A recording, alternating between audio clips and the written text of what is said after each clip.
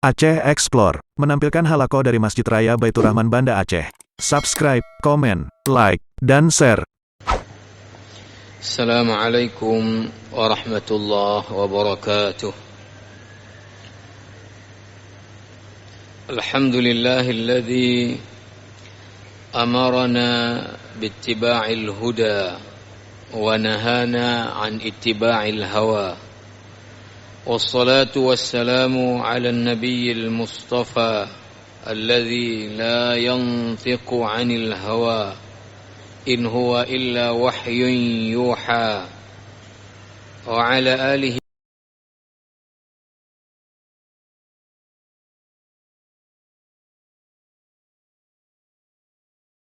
وأصحابه أهل الصدق والوفاء أما بعد فأوصيني وإياكم جميعا بتقوى الله اتقوا الله حق تقاته اتقوا الله سرا وعلانية اتقوا الله فيما أمر وانتهوا عما نهى عنه وزجار. Hadirin hadirat sidang jamaah salat maghrib yang dimuliakan Allah, alhamdulillah atas nikmat, rahmat, karunia Allah, taufik dan hidayahnya. Kita baru saja selesai melaksanakan solat fardu maghrib kita di awal waktu secara berjamaah di rumah Allah Subhanahu wa taala yang mulia ini. Ini sebuah nikmat besar yang patut kita syukuri, terutama bagi kita yang laki-laki. Dapat solat fardu kita di awal waktu berjamaah di masjid di mana azan berkumandang. Mudah-mudahan kita selalu berusaha untuk menjadi ahlul masjid, orang yang selalu mencari masjid ketika datang waktu solat fardu, agar dapat solat di awal waktu berjamaah di masjid di mana azan berkumandang. Alhamdulillah juga selepas solat kita masih ada waktu, kesempatan kita melanjutkan i'tikaf kita sambil juga menunggu waktu fardu isya yang nantinya juga akan kita tunaikan di awal waktu secara berjamaah. Kita juga dapat memanfaatkan waktu dari maghrib ke isya ini untuk kita saling menasihati, wa tawasaw bil haqqi wa tawasaw bis sabar. Duduk dalam majlis yang mendatangkan rahmat, mendatangkan ketentraman, majlis yang dibangga-banggakan Allah kepada para malaikatnya. Para pendengar Radio Baitur Rahman, RRI dan radio-radio swasta lainnya yang menyiarkan secara langsung halaqah maghrib dari Masjid Raya, rahimani wa rahimakumullahu jami'an. Kembali kita lanjutkan pembahasan tentang masalah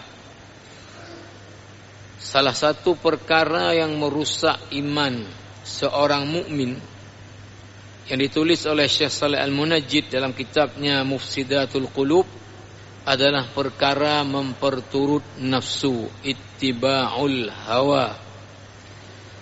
Dan kita yang lalu sudah selesai membahas tentang apa saja faktor-faktor yang membuat seorang mukmin hidupnya memperturut nafsu.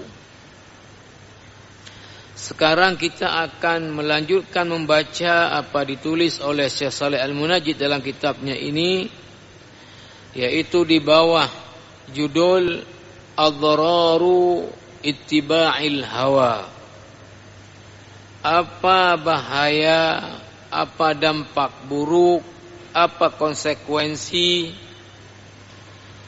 orang-orang yang dalam hidupnya di dunia ini memperturut nafsunya. Ini yang disebut dengan adrar, jamak daripada dharar. Bahaya-bahaya akibat-akibat buruk, konsekuensi-konsekuensi bagi orang yang hidupnya di dunia memperturut nafsu. Syekh Shalih Al-Munajjid menulis di dalam kitabnya ini,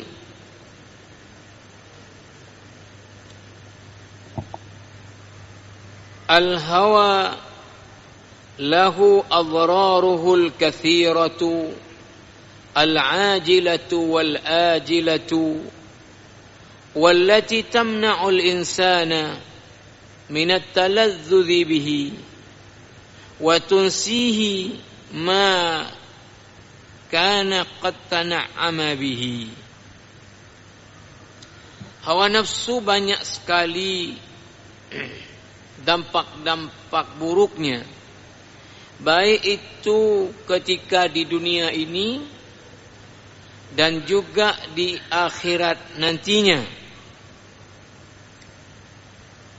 di mana dampak-dampak buruk, ya, terutama akhirat nantinya, tamna'ul insana minat talazzuz bihi, ya, bahkan ini juga bisa sejak di dunia, yang membuat orang itu sebetulnya tidak, ya, bisa menikmati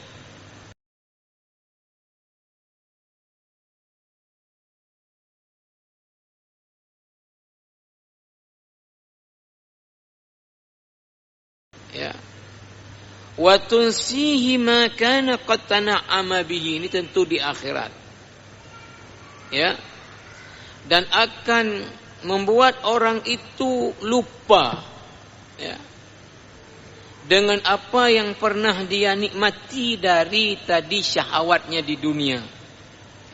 Ini tidak ditulis oleh Syekh Shalih Al-Munajjid, tapi saya yang barangkali, ya, menangkap maksud dari beliau tentang satu hadis Nabi sallallahu alaihi wasallam dengan derajat yang sahih, yang maknanya lebih kurang adalah sekiranya seseorang yang sepanjang hidupnya di dunia ini, hidupnya di dalam kesenangan, di dalam kenikmatan, tidak pernah susah, tidak pernah melarat. Tentu ini mungkin mencari orang sangat sulit, ya, karena orang walaupun kaya banyak duit, yang namanya sedih, yang namanya susah, itu sudah sunnatullah pada manusia ini. Bahkan barangkali orang yang kaya makin banyak susahnya. Kita melihat misalnya, ya, presiden itu, ya, banyak fasilitasnya, tapi banyak juga masalah yang dihadapinya. Begitu juga orang-orang yang mungkin kita lihat, ya, banyak perusahaannya, banyak asetnya, tapi peningnya juga dalam mengelola itu juga banyak. Tapi ini sekiranya, kata Rasulullah, ada orang yang di dunia ini dari lahir sampai meninggal terus hidupnya dalam kenikmatan, kesenangan, maka orang ini kemudian diceluplah dia dalam hitungan detik ke dalam neraka. Maka setelah itu orang itu diangkat dari neraka, lalu ditanyalah, pernahkah kamu selama hidup di dunia, kamu merasa hidup senang, merasa kenikmatan hidup di dunia? Dia akan menjawab, tidak pernah. Hadis ini apa yang digambarkan adalah begitu dahsyatnya azab neraka. Orang yang sepanjang hidupnya di dunia dalam kehidupan yang senang, yang nikmat, tapi ketika dicelupkan ke dalam neraka, rusak memorinya. Sehingga ketika ditanya, pernahkah dia senang di dunia? Dia menjawab, tidak pernah.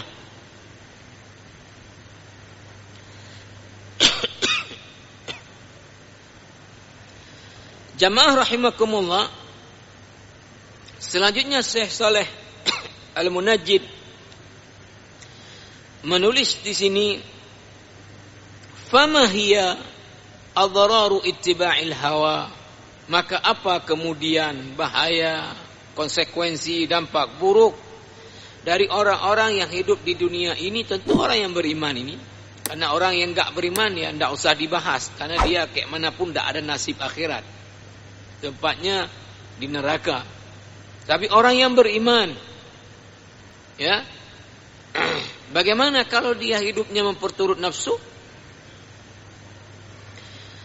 Maka pertama sekali tulis oleh Syekh Saleh Al-Munajjid adalah khusranul akhirati. Orang tersebut akan menjadi orang yang merugi di akhirat nantinya. Ini didasarkan kepada dalil di dalam surat An-Nazi'at ayat 37 sampai ayat 41. Fa amma man tagha wa athara al-hayata ad-dunya fa innal jahima hiya al-ma'wa wa amma man khafa maqama rabbih wa nahan nafsa 'anil hawa fa innal jannata hiyal ma'wa. Adapun orang-orang yang dalam hidup di dunia ini tagha, fa amma man tagha. Apa makna tagha? Melampaui batas secara bahasa. Maksudnya bagaimana? Ya, dalam satu hadis Rasulullah bersabda, innallaha qad farada alaikumul faraidha. Sesungguhnya Allah telah mewajibkan kepada kalian sejumlah kewajiban-kewajiban. Fala tudayyi'uha, maka jangan sia-siakan. Jangan tinggalkan, tidak kalian kerjakan. Wa haddadu alaikumul hududa, telah membuat juga batasan-batasan bagi kalian dalam hidup ini. Maka kemudian apa kata Rasulullah? Jangan kalian melampaui batasan-batasan Allah tadi. Ini tidak boleh. Maka apa yang dibuat? Ya tetap saja dilakukan. Ini namanya tagha. Kenapa orang ini tagha? Ya, tahu ini dilarang sama Allah, tahu ini tidak boleh, tahu ini dosa. Ya kita boleh katakan mungkin hampir tidak ada orang yang melakukan yang dilarang oleh Allah karena tidak tahu. Hampir enggak ada. Ya, saya sering sekali mengaitkan dengan misalnya ya orang yang korupsi. Enggak ada yang enggak tahu. Kenapa kamu ini? Saya enggak tahu rupanya haram ya. Enggak ada.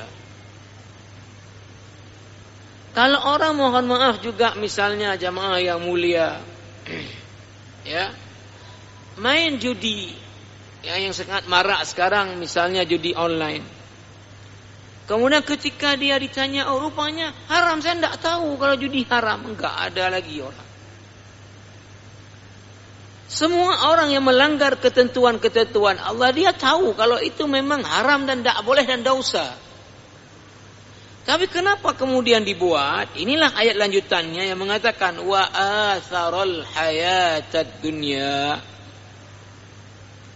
Karena hidupnya memprioritaskan kenikmatan-kenikmatan dunia. Hidupnya orientasinya adalah kenikmatan-kenikmatan dunia. Siapa yang mendorong kenikmatan-kenikmatan dunia ini? Itulah nafsu dia. Akhirnya dia perturut nafsunya. Orang yang seperti ini kata Allah, fa innal jahima hiyal ma'wa. Maka tempat kembalinya adalah nanti di akhirat neraka jahim. Lanjutan ayatnya, wa amma man khafa maqama rabbih.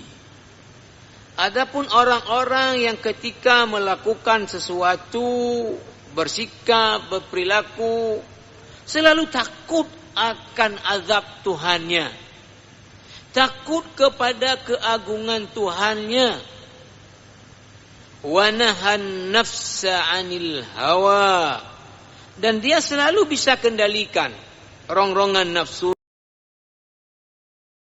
tidak dia perturut.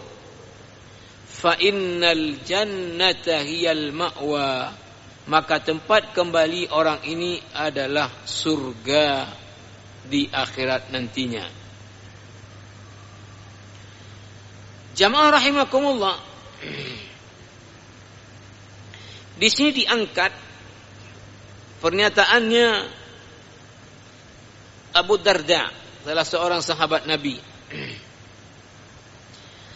Wa an Abi Darda radhiyallahu anhu qala, ini bukan sabda Nabi tapi ini adalah pernyataannya sahabat.